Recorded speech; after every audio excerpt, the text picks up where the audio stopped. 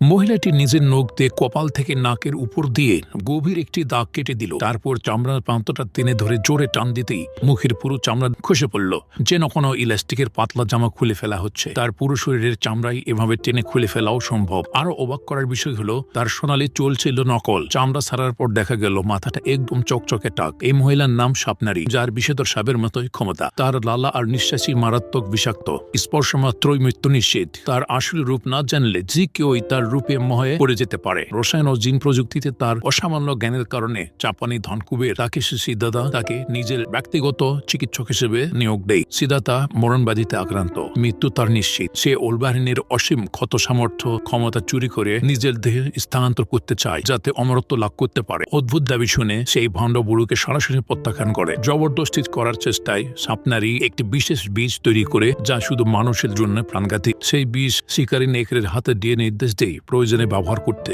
শিকারী নেকড়ে একদল নিনজা নিয়ে মানুষকে ধরতে যায়। যদিও নিনজারা দক্ষ যোদ্ধা, কিন্তু ক্ষুব্ধ মানুষের সামনে তাদের কোনো চান্সই থাকে না। শেষমেশ শিকারী নেকড়ে কাঠের মধ্যে বিষ ঢেলে তীরের মাথায় মাখিয়ে একের পর এক তীর ছড়ে। চারদিক থেকে আসা তীরের বৃষ্টিতে মানুষ কাঁটাতারের মতো বিদ্ধ হয়। শেষে একটি বিষাক্ত তীর তার গায়ে বিদ্ধেই সে অচেতন হয়ে পড়ে। স্বপ্নারী তাকে শেকলে বেঁধে ফেললে শিকারী নেকড়ে হঠাৎই জেগে ওঠে, তীর ছুঁড়ে স্বপ্নারীকে বুক চিরে বিদ্ধ করে। কিন্তু স্বপ্নারী সব ধরনের বিষে প্রতিরোধী, সে সহজেই তীরটা টেনে বের করে ফেলে। এরপর আবারও নিজের চামড়া টেনে খুলে ফেলে, যেন সাপের খোলস ছাড়ার মতো। পুরনো চামড়া ফেলে দেওয়ায় তার সব আঘাতই মুছে যায়। সে সম্পূর্ণ সুস্থ হয়ে ওঠে। সাদা সাপের খোলস দেখে মানুষ হতভম্ব হয়ে যায়। সুযোগে স্বপ্নারী তার দিকে বিষ ছুঁড়ে মারতে থাকে এবং হঠাৎই কোনো ভারী অস্ত্র দিয়ে আঘাত করে তাকে মাটিতে ফেলে দেয়। খনি রক্ত তখন তাকে জব্দ করতে এগিয়ে এলেও স্বপ্নারী দ্রুত গতিতে এড়িয়ে যায়। বিশেষ ছিটায় খুনি রক্তকে পিছিয়ে দিতে থাকে। শেষমেশ খুনি রক্ত